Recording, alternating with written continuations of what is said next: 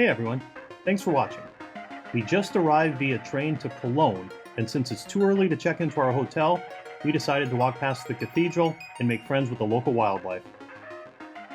We'll then go find a relaxing beverage.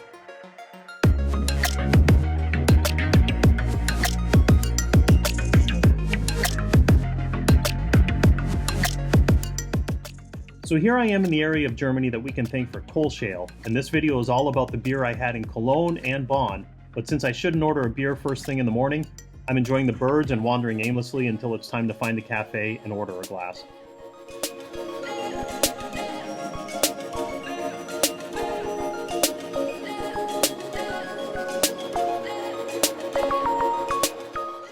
As we walk toward the train bridge that crosses the river, I notice that Cologne is yet another city adorned with thousands and thousands of love locks.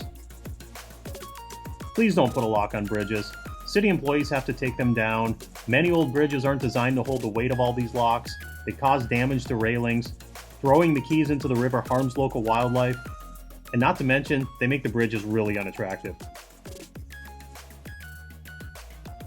Okay, that's my public service announcement. Back to trying a Kölsch. It's early afternoon, and I'm off to order one. Here is my first Kölsch ever in Cologne, from the Goffel Brewery. It came bottled, but it was still fresh and tasted just fine.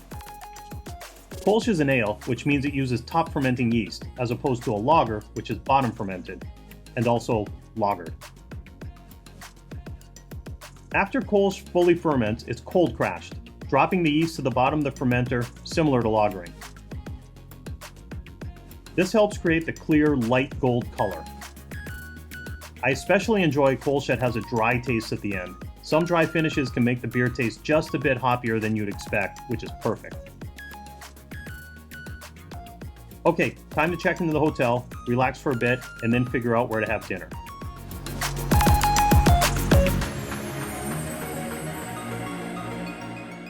We decided on Italian food. You may be wondering why we didn't select German cuisine. Well, we saved that for tomorrow, and you'll soon see why. The Eat restaurant had a great margarita pizza and really tasty spaghetti bolognese.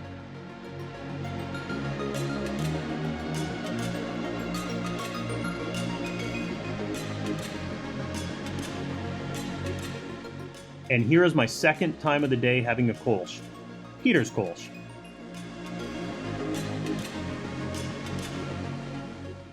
This time I ordered a larger size glass. You usually drink this ale from a 20 centiliter glass called a Stange, which translates into stick or pole. What I enjoyed about this one was that it was on draft, so I had no concerns about how fresh it would be. After dinner, jet lag started setting in. However, I saw a market close by and figured it was a good time to purchase a few items for back in the hotel room. Oh, here we go. I'm gonna look for the beers.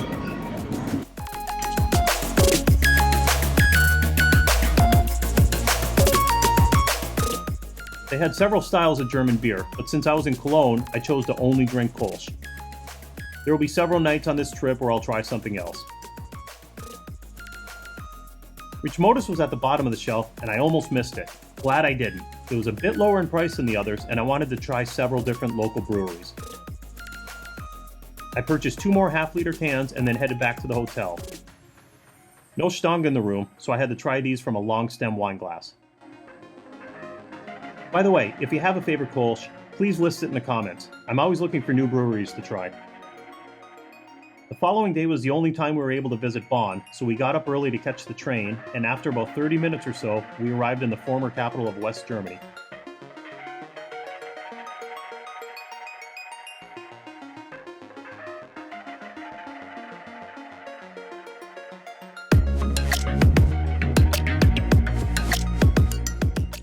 I wonder if this one's cheaper.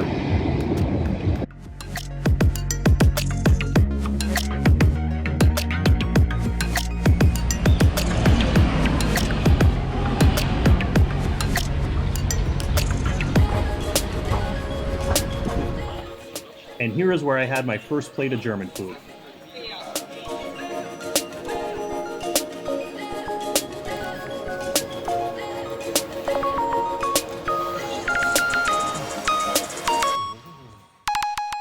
I wouldn't say I really love sausage, but when that sausage is currywurst, that's a different story. The waiter also brought a bottle of hot sauce just in case I wanted it a bit spicier. That wasn't needed though, as the taste was exactly as expected. Now, let's discuss the beer. Out of the 4 they had on tap, I wanted to try 3. Their standard beer, their seasonal beer, and then their Weissen. 3 thank yous to the brewer, as their standard beer had a robust, malted taste and just enough cloudiness and appearance to make me very happy.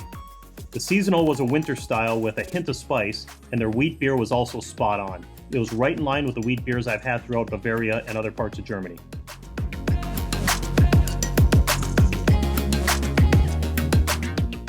So that was all the beer drinking done for the day. We did some sightseeing, then headed back to Cologne for the night.